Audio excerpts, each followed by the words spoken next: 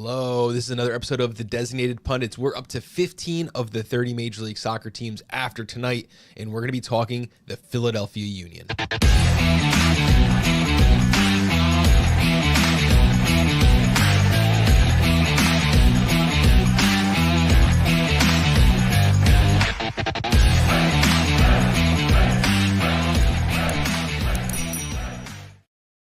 I'm Bob here today with Mike Barrera from across the pitch, the AAT Sports Network. How you doing today? I'm doing well, Bob. Thanks for having me. Of course. Thank you for being here. It is February 3rd, so some of you may be watching this a little closer to the season. We're keeping things as accurate as we can to today. We're going to talk about 2025 and then preview the 2026 Major League Soccer season for the Philadelphia Union. But first, a quick recap of 2025. Great season, 20 wins, 6 draws, and 8 losses. That was the record. First in the league, and that means you were Supporters Shield winners.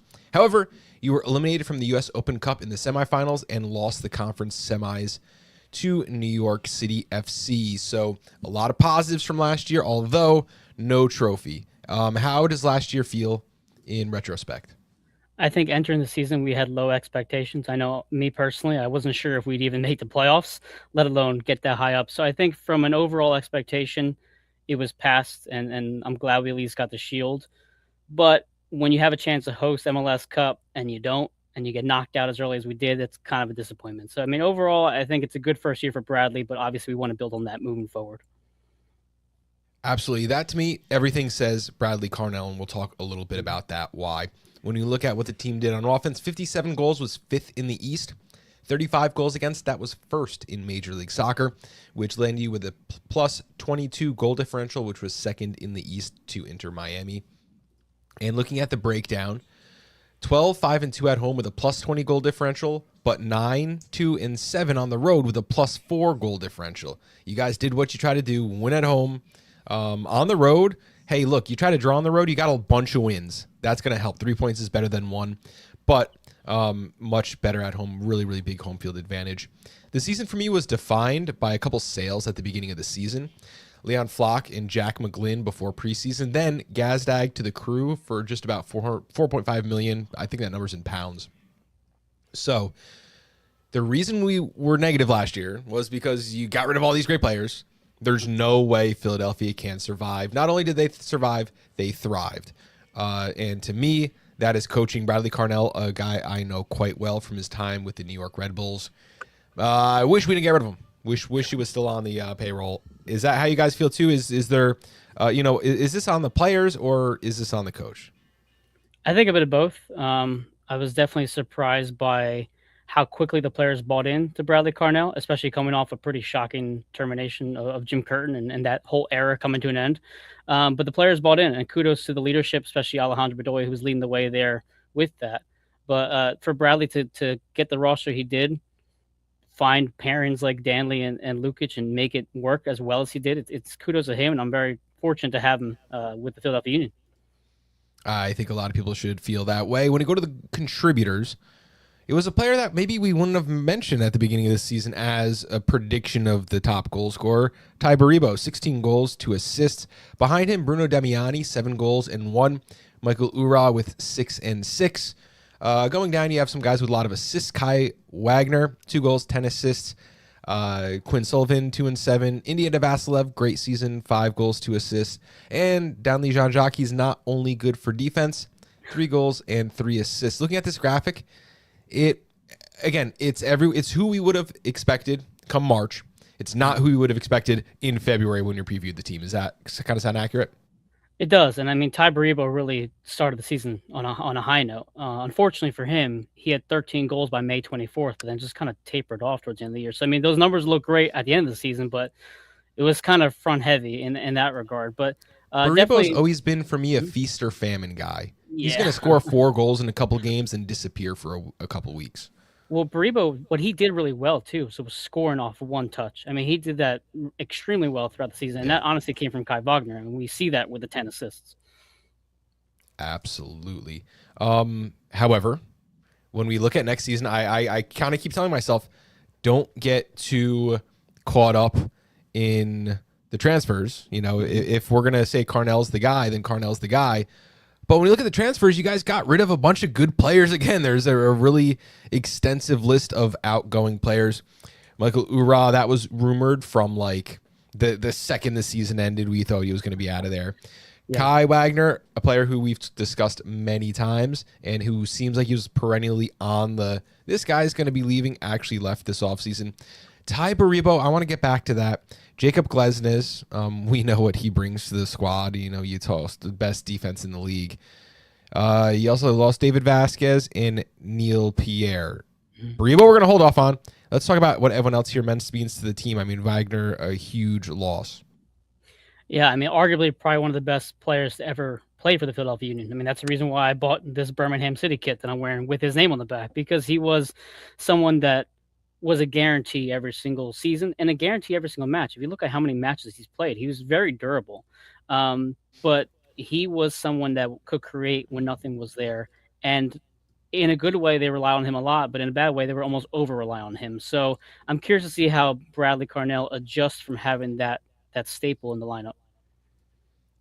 Yeah, absolutely. And, a lot of offensive power here too. Glesnes on defense.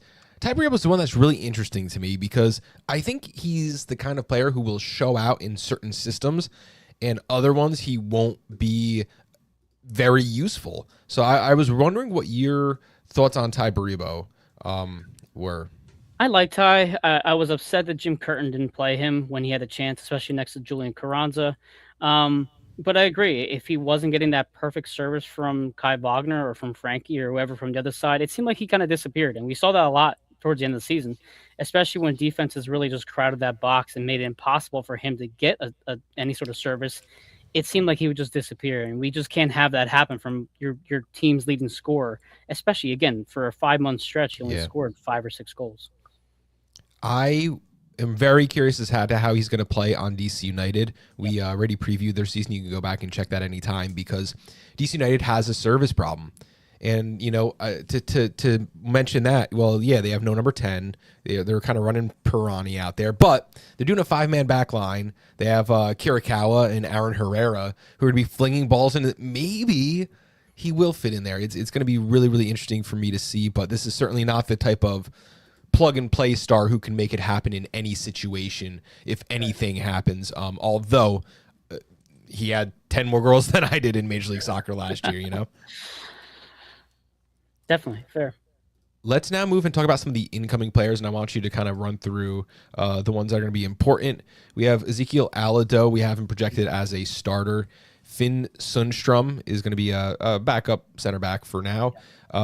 Larson, he is projected to be one of 3 starters who are supposedly very, very good soccer players, so interesting how that position battle works out, or if it's even going to necessitate a formation change. And then you have Stas K. He'll be playing up as forward depth. You guys have 2 starting caliber forwards, and then looks like 2 kind of up and comers behind them. Alado, Sundstrom, Larson. I'm going to go with Aldo first. He seems to be the most like-for-like replacement for Ty Baribo. He's very good in hold-up play. I can see him being, getting a hold-up play and see Danley running to the side of Milan and giving the opportunity to go score a goal. I think he'll probably be the one that is going to be trying to get at least the 10 to 15 goals this year if you're going to have a successful season. Obviously, Bruno Damiani on top of that. Sundstrom is probably going to be a Union 2 player. I'm sure he's going to see some time with Union 1 as well. Larson and their newest member from today, Gagne Martinez, they're both going to be fighting for that second center back spot next to Macania. And I'm really excited to see how Bradley uses them. What he focuses on the most is versatility with his players. Can they play center back? Can they play defensive mid? Can they play right back? We saw that throughout the season last year. Alejandro Bedoya played right back last year for a brief time. We saw Ben Bender in preseason playing left back. So I do think that, yes, they're labeled as center backs, but I'm really curious to see how Larson and even Sundstrom get used this season.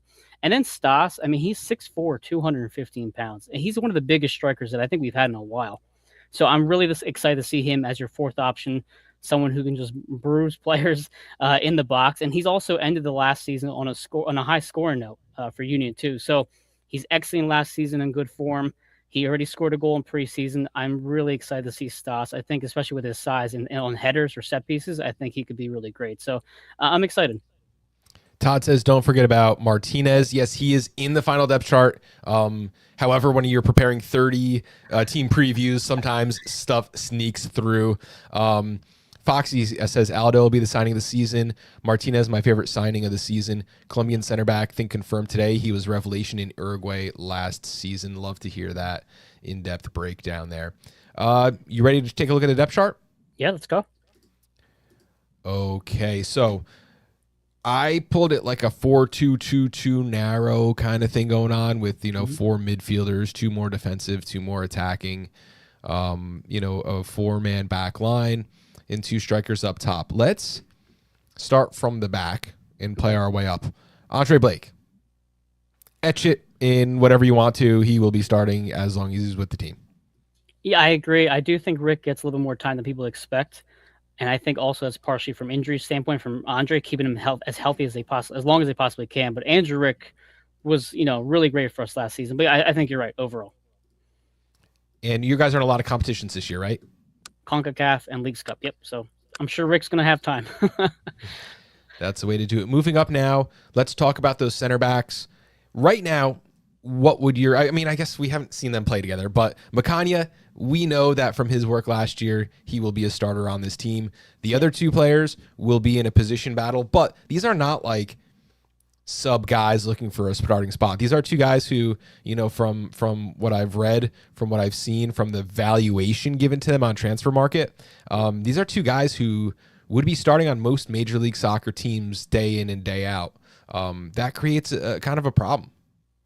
I think what we saw last season was that Jan Glavinovic went down really early in the year, and he was that third center back. He was supposed to be the guy who would compete with Makanya, and I guess even Neil Pierre in a way, for that spot next to Jacob Glesnes. That's obviously done. Glavinovic is gone, so you have Larson and Martinez in there. I think it's going to be the same thing. We're going to see some competition, but I'm curious to see what happens this year if they do three center backs, because last year Nathan Harriel was essentially our third center back, and I don't know if you trust him in a three center back formation time and time again. But I think as you have right now, I think that's fine. I think Frankie and Nathan are also interchangeable. Frankie has played left back, but he's played right back. Nathan's also played left back. He did a bit this preseason too. I think though, as is, I would like to see Frankie on the left-hand side in particular. Is the moral of the story that it takes two men to replace Jacob Glesnes? Listen, it might be. Jacob had a great year, and I don't disagree with the move, but he's a hard one to replace. There's not so much on the depth chart as far as a left back, but there's a couple of choices at right back here. Nathan Harriel, Oliver Bizo, Frankie Westfield is probably the one of the better ones on the squad. I threw him on the left side just because we had too many starters, and there was literally no left back that I felt was like a featured kind of player. So let's talk about the fullbacks, not only the depth, but what they're going to be responsible for. Sure. I mean, if you're going to keep it from last season, look at Kai Wagner, how many assists he had. That's what was it? I think he had 10 on the graphic earlier. So they're going to have to try to make up for it. Frankie, we saw how productive Frankie was on the right-hand side with getting good crosses into the box. I think Nathan Harrell in particular needs to have a step up this season. We all expected Olivier Mbaizo to do it after the 2022 year to really improve his game. It never really formulated to that. Nathan has to now take that next step and improve his crosses. But they're responsible for widening the field and getting the options into the box, and they're going to have to try to do that and get these big forwards, like I just mentioned, as many opportunities as they can. When everyone is available, who's your starting left back? Who's your starting right back? Frankie and Nathan. Left, Frankie, Nathan on the right. Love it. Moving up one step, you have some good defensive midfielders, specifically Denley Jean-Jacques, who's just one of those guys you could just follow him around the field. You'll see some really great stuff, but there is some depth behind him. Jesus Bueno, Ben Bender now. He was with Charlotte for a whole bunch of years, yep. And Jeremy Raffanello. So let's talk about your best two pair and what their job is going to be on the pitch. Best two pair, Danley and Jovan Lukic for sure. I mean, they showed last year they can be the best two defensive mids in the entire league. We saw Danley, though, having more of an attacking presence. And as I mentioned earlier, if a forward holds up the play, you'll see Danley make a run. And he was very effective in that regard. I do also think that there may be times when we see Indiana Vasiliev, who did play as a defensive mid Yeah, throughout the for sure. season. He may drop down, and you'll put Danley up there if there's a substitution. So I think what they offer is obviously they offer that wall in front of that back line. They're very good defensively. They're very good at turning people over, but they're also just as good in the attack.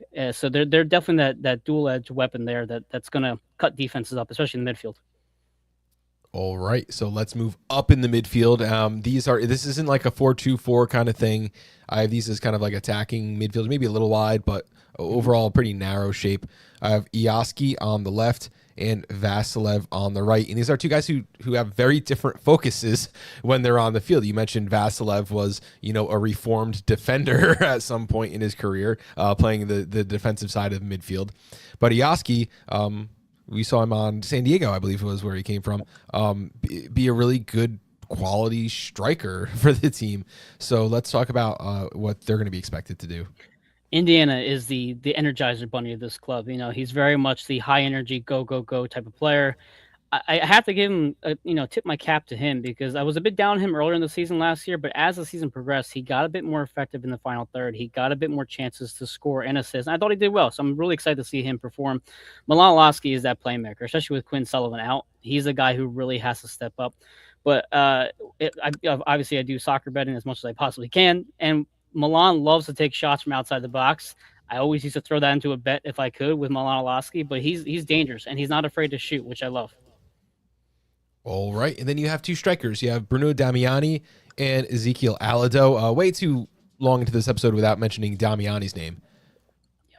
Yeah, I think Bruno has a lot to prove. I mean, last season, I think it was 8 goals and 1 assist. A lot of his shots were just missing the back of the net. I think it definitely did not sit well with Union fans, and we've gone through struggles with strikers in the past. We wanted to see more from him. So I think there's a lot of pressure on Bruno to step up and to be the leader of the strikers now. It's Stas, Eagle, Anello. They're all new players, essentially. So I really want to see him step up, and I really think a 15-goal season is what we should expect from him because at this point, we need him to produce.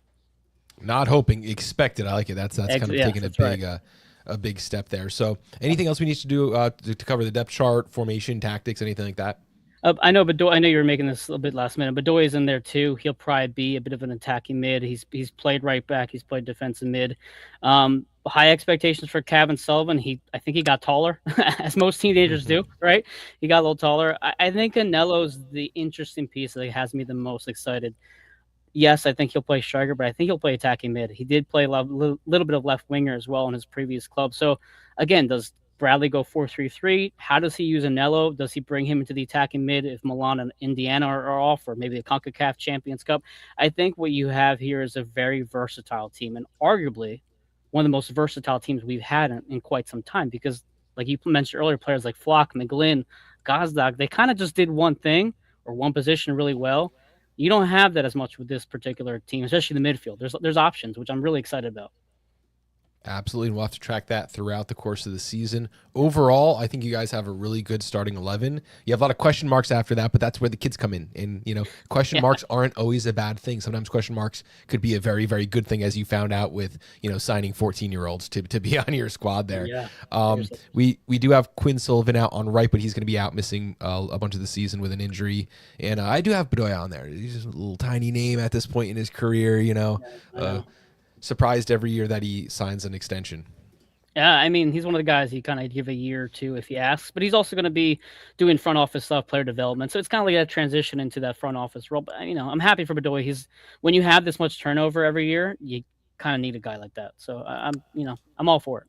Love it. Outspoken guy too. And I remember when he picked up a mic, one of the boom mics on the ground and yelled into it, was it like End Gun Violence, Congress Act Now or something like that when he played against DC, right? Mm-hmm. Yeah, I think it was during the MLS Next Cup or MLS's Back Cup or something like that. It was something along those lines. But yeah, it was a good moment for Ali. Let's go to some questions that are going to kind of guide us throughout the season. The first one I have for you is, which player outside the starting 11 has the best chance at winning a starting job? I think Anello and either Martinez or Larson are probably the obvious ones. I mean, Kevin Sullivan, if he really makes an impact, could see some time in CONCACAF. I'd hate to say this, but I think Rick. I think this is the season that they transition into Andrew Rick being the goalie of the future. Now, whether it's load management, whether it's injury, etc. I think that maybe by the end of the year we have a better idea for next season. But unfortunately, I think Andrew Rick might be the guy who's like, yeah, he's the heir apparent to Andre Blake. All right. Writing that down for the article. What are realistic team expectations? Because when I look at this team, it's another year. You let too many guys go, and I doubted you last year. And you know what? I'm gonna have to. I'm gonna have to rank Philadelphia down when I do my when I do my spreadsheets, when I do my predictions, when I'm looking at future bets. I can't bet on Philadelphia on a future. There's no way. But I said that last year too, and wow, was I wrong. I think I had them at 9th out of 15, and Me they're too. first in the league. No, I think realistic expectations are kind of what we saw with Jim Curtin, kind of what we saw last season. A team that's going to be really competitive.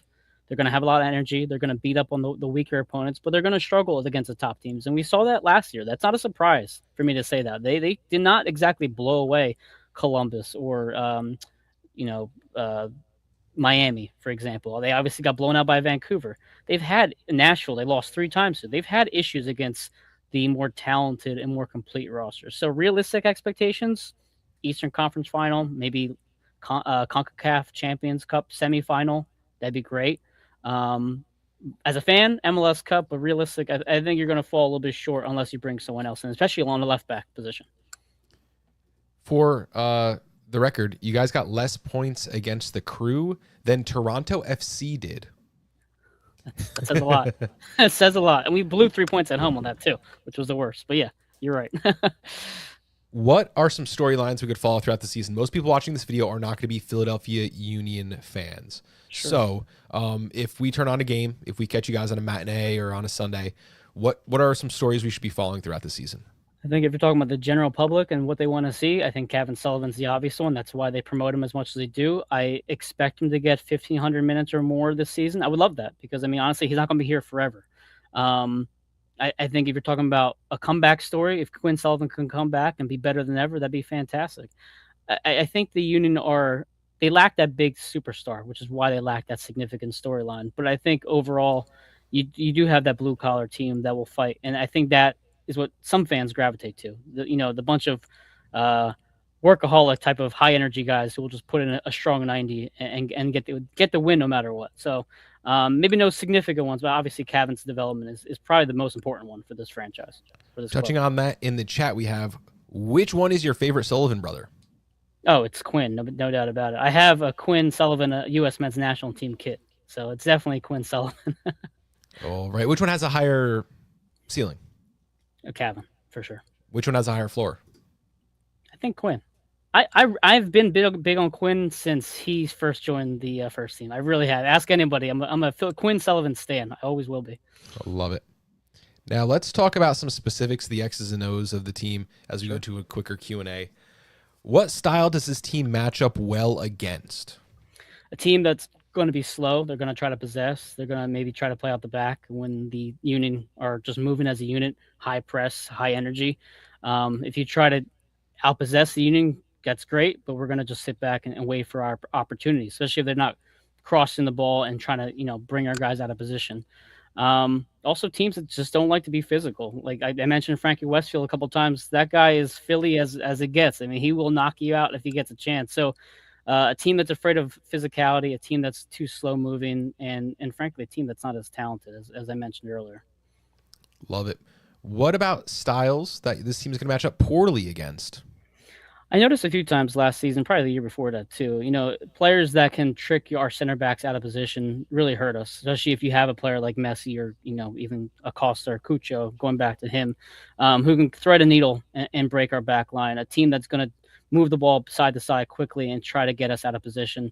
And again, I think it goes to talent. I think we have gotten fortunate against teams, and we've had games where I've said we probably should have lost the game, but Montreal is not very effective in the final third, so they missed 4 or 5 chances. That just doesn't happen against teams like Miami, like Columbus. We saw that last season. We saw late goals that killed us. We had a lot of stoppage time goals against us, honestly, that were just brutal. So also teams that will get you out of a defensive formation while you're in transition. So if you're in the attack and you can't get back defensively enough, and you're facing a team that's going to counter very quickly, yeah, that's going to be a big trouble for the Philadelphia Union. So, you know, that's probably the easiest answer there. Love it. Really good stuff. So which player do you think is going to improve the most throughout the 2026 season? Hard to say improve the most because I thought he did so well, but I feel like McConaughey is just going to get better. I think he got that first year of MLS experience. He had the mentorship from Jacob Glesnes. I think he takes that next step. I don't know what that is. Is he scoring some more goals off set pieces? I'm not sure, but he's a beast, and I love the kid. I think the person who needs to improve the most is Nathan Harrell. I think there is a clear discussion around the league that Frankie Westfield has kind of bumped him out of the best right back on the club, and I think rightfully so. I think we saw why Nathan got taken out of games at times for Frankie Westfield as well. I think he needs to be better this season. All right. And which player regresses? Is there a player that takes a step back this year? It's weird to say a regression for someone who doesn't play that much, but I do want to say being in a plateau is a form of regression for Jeremy Raffanello. He just has not played a lot, but he's been a part of this roster for a long time, and now more than ever we need him as a depth piece. He just cannot regress. He needs to take a next step, and that's just a strong defensive mid sub. Great, if that's someone who can, be an Indiana Vasiliev high energy. That's that high energy guy like that. That's great, but to see him plateau would be a regression for me. And I'm praying that Bruno doesn't regress because we really just can't have that. Absolutely, you're gonna need some goals from somewhere. All right. That's been a great preview. We're talking about the Philadelphia Union as we preview each and every one of the 30 Major League Soccer teams ahead of the season. Mike Barrera, again, from Across the Pitch, AAT Sports Network. Let us know where you can find your work. Yeah, again, you can follow us at AAT Sports Network. We do pre- and post-game shows throughout the season. We'll have articles, match previews. We have an article coming out just in a couple weeks, kind of previewing the club. Also, you can find me in particular at mbarrera1323 on Twitter. I'm on Twitter more often than I should be, Bob. So you can find me on there, send me a DM, track me there, and just follow our work. Jose, Quentin, Ben, and Dave all do a great job helping me out on AAT Sports Network. Love it. Thank you so much for being here tonight, and thank you everyone for checking us at home.